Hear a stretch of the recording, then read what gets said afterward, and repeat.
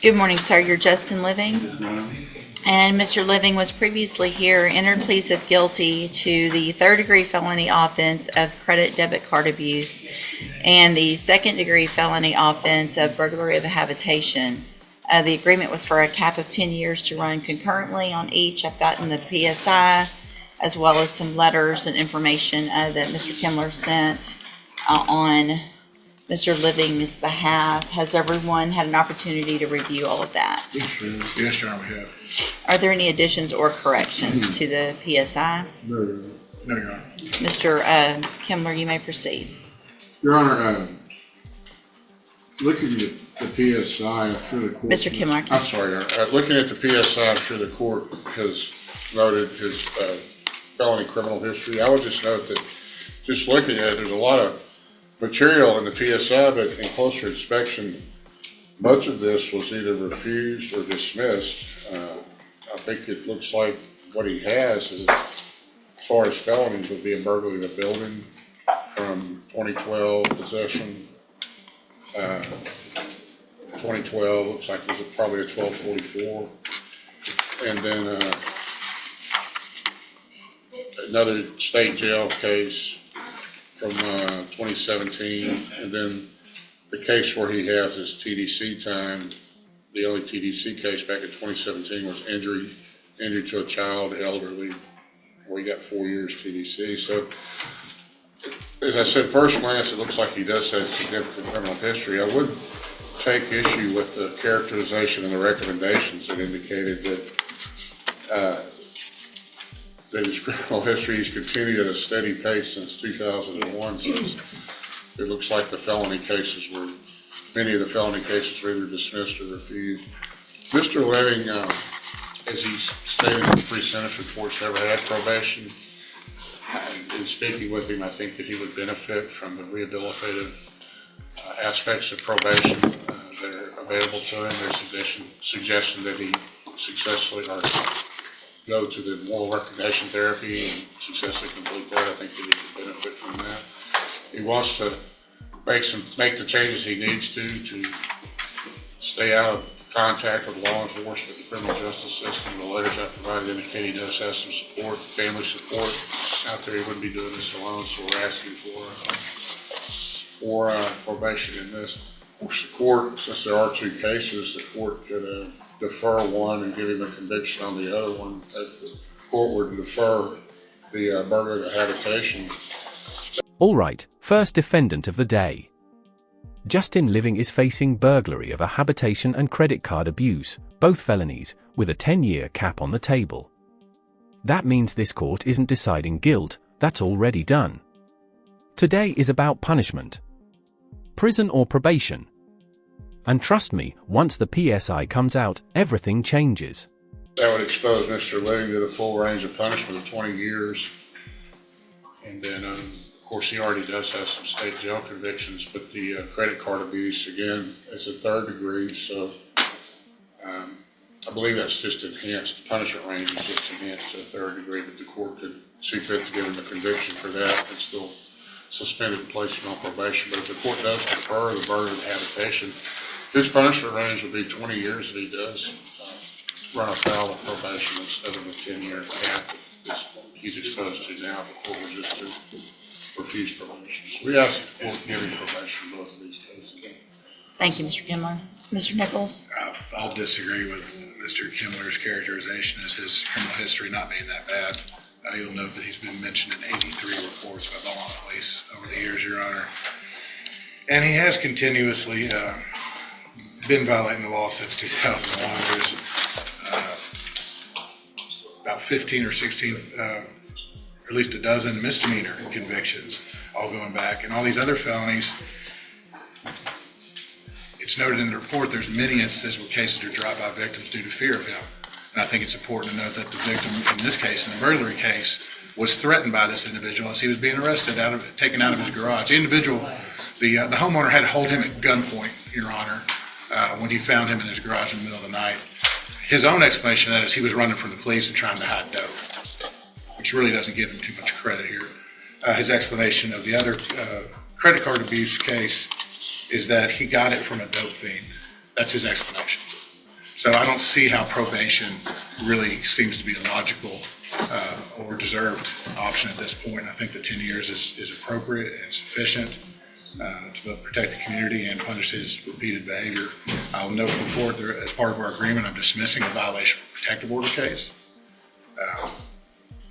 So I don't see why probation would even really be a consideration. And I'll ask court to assess the full 10 years. Mr. Levin wanted to address the court. Does he want to tell the judge? Go ahead, sir.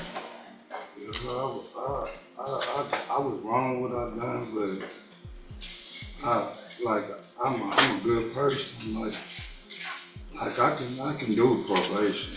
Like I ain't no bad person. You're not. Yes, ma'am.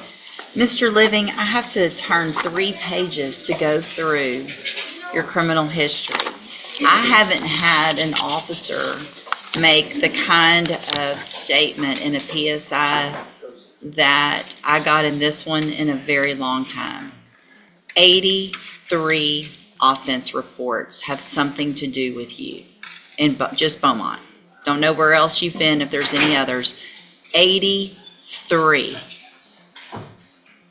A good person doesn't have 83 police reports that have something to do with them.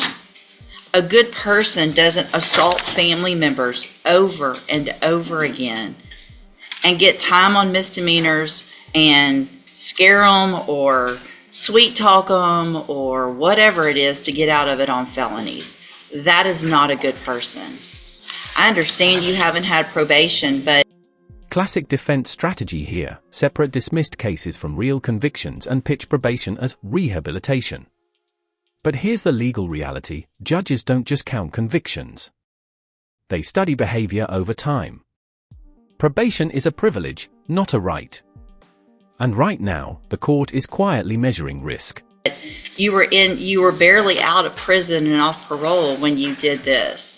I completely agree. I mean, Mr. Kimler's pointed out some decent things, but there is no reason whatsoever that I would put you back on the streets in this community for any amount of time that makes any sense to me. So in cause number 24, DCCR 0288, I'm going to find that you entered your plea of guilty freely and voluntarily.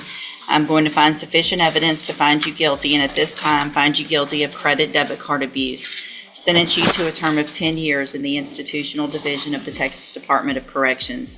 You will receive credit on that sentence for any time that you've been in custody that the law gives you the right to receive.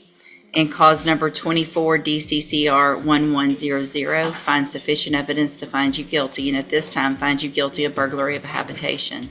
Sentence you to 10 years in the institutional division of the Texas Department of Corrections. You will also receive credit on that sentence for any time that you've been in custody that the law gives you the right to receive. These will run concurrently, which means together at the same time. I will sign the dismissal in the other case, which I didn't mention, which is the violation of a protective order where you're supposed to be staying away from somebody, and obviously you probably weren't. So anyway, that'll get signed. I'm going to hand you in each of your cases the trial court certifications that shows that these were agreements that I followed, and so you've waived your right to appeal. I have also handed you a written admonishment regarding your ineligibility to possess a firearm or ammunition. Because of the judgments entered against you, you're ineligible under Texas law to possess a firearm or ammunition. Possession of a firearm or ammunition could lead to charges against you. Firearm is a legal term, and you should read the written admonishment I provide you to see what devices qualify as a firearm. If you have questions about the laws that make you ineligible to possess a firearm or ammunition, or about how long that lasts, you can talk to Mr. Kimler. Good luck to you, sir. You can go back with the baby. Good morning. Are you Jacob Kozad? Yes, ma'am. Good morning, sir. You're Alejandro Yuribe? Yes, ma'am. And Mr. Yuribe, you were previously in court, entered a plea of guilty to aggravated assault with a deadly weapon. The agreement was for 5-year deferred adjudicated probation, and I received that pre-sentence report. Has everyone had an opportunity to review the report? We have, Judge. Yes, sir. So I guess my issues, or my only issue with going forward with this agreement is your status. You're not here, or it appears as though you're not here in the United States legally, and that you've been removed before and there's an ICE hold on you now. Is that correct? So, I mean, what does given a probation do? Just give him a probation and he gets deported and it sits on, we just let it go till he comes back again illegally or legally? Not coming back. I mean, there's ways to do it, obviously, Right. legally, but okay. I mean, do you think the best thing is to go forward with I would just proceed on. with the plea? I mean, if you And boom, the state fires back. 83 police reports. A homeowner holding him at gunpoint. Threats. Drugs. This is the pivot point. This stops being about second chances and starts becoming about public safety. When prosecutors frame someone as a danger, probation almost always disappears. if you do get out, so let's just do this. We'll just go forward with the plea, and then whatever happens, obviously in federal court or with any type of new charges over there. Looks like I have been handed an arrest warrant from the United States District Court, Eastern District. So I think you will probably be taken from here. If there's a hold on you, you'll go straight over into custody, federal custody, and whatever happens over there happens. What I'm going to do is go along with this agreement. I'm going to give you a probation. If for some reason you get out during this probation period and you're here in Texas, then you obviously are required to go to probation, do everything you're supposed to, because if you don't, you could end up in prison for a very long time on this case. So what I'm going to do is find that you previously entered your plea of guilty freely and voluntarily, find sufficient evidence to find you guilty. However, at this time, I'm going to follow the agreement, defer all proceedings, place you on probation for 5 years. You're ordered to pay the $1,000 fine and to follow all of the rules and conditions of probation if that becomes an opportunity for you. Obviously, if you do that, in this case, this is an excellent opportunity because you don't have this conviction on your record. And again, the other side of that, however, is if you do get out and you are here and you do not comply with the conditions of probation, you can be brought back into this court, found guilty of this offense, and sentenced anywhere in the range of punishment, which is up to 20 years in prison. Do you understand? Yes, ma'am. All right, I'm handing you the trial court certification that shows this was an agreement that I followed, and so you've waived your right to appeal. Probation will go over your documents with you today, and then we'll just see what happens. All right? You can give that back to Mr. Coleman. Thank you. Good morning. Are you Demetrius Miles? Yes, ma'am. And will your client waive the formal reading of the indictment? Who got it?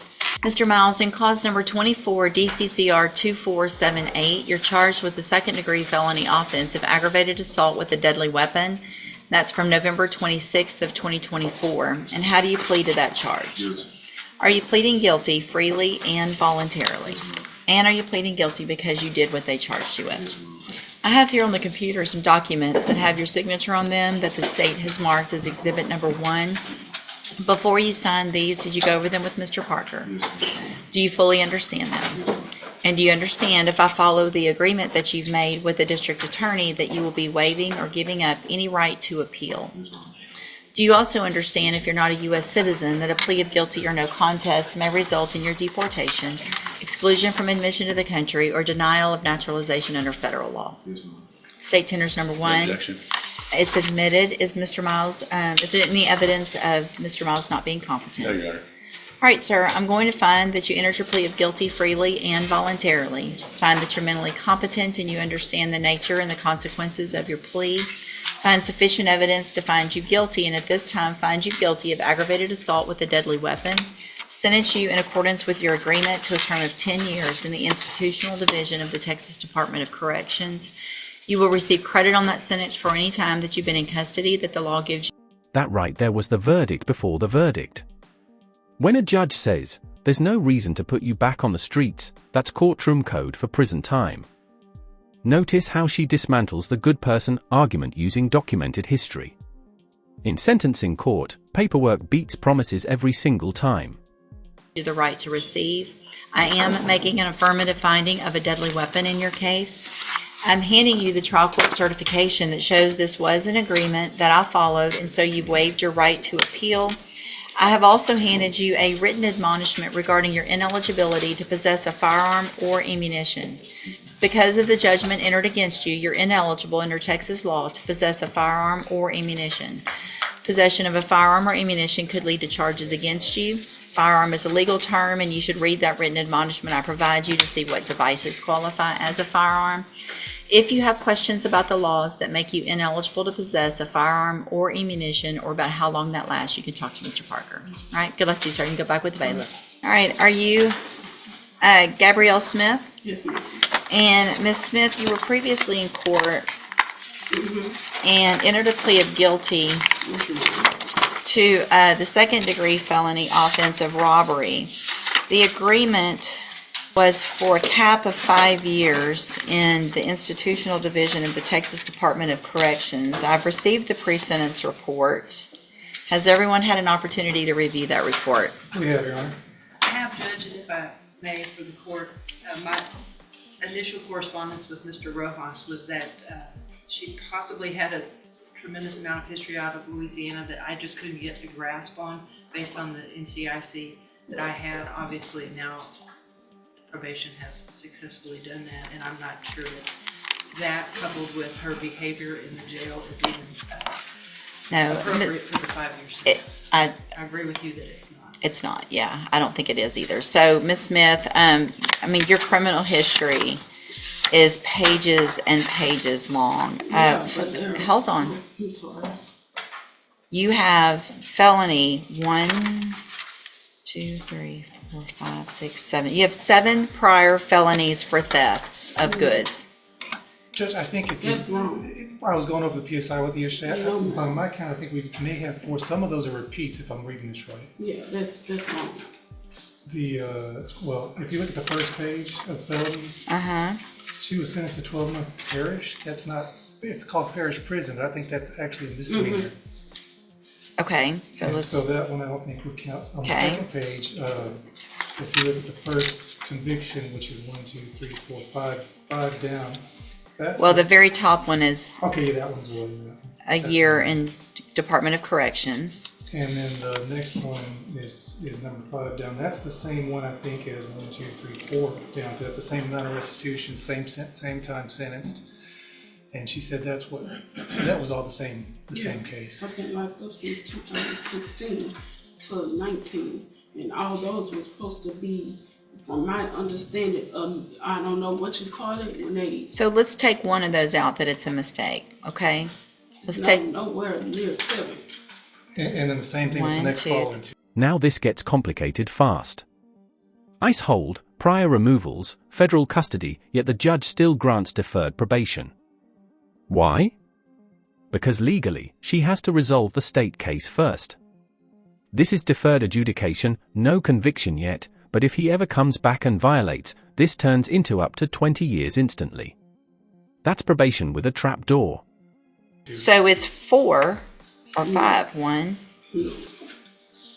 They all. 2, What I'm 3. saying is they're all. Just because they ran at this, I'm sorry. listen, I'm just sorry. because your time ran at the same time doesn't mean that you weren't out there committing the same thing. Don't talk over me. Over and over and over again. The misdemeanors alone, I've got at least 8 theft misdemeanors, at least 4 stand up. I'm sorry. At least My 4 baby fel- was a nerd. Okay, at least 4 felonies. I'm not going to accept the agreement for a cap of 5 years. I do not think that is appropriate in your case, based on the nature of this offense, based on your underlying criminal history, based on jail incident reports that I've received. So I'm rejecting that offer, allowing you to withdraw your plea. I'm going to reset your case. You guys can negotiate. If y'all come up with something different that the state thinks is appropriate, then I will look at that at that time. You can go back with the bailiff. I still have my bond. I still have a bond. You have your bond is set at $7,000. No, it was 10,000, but you did 1,000 for the.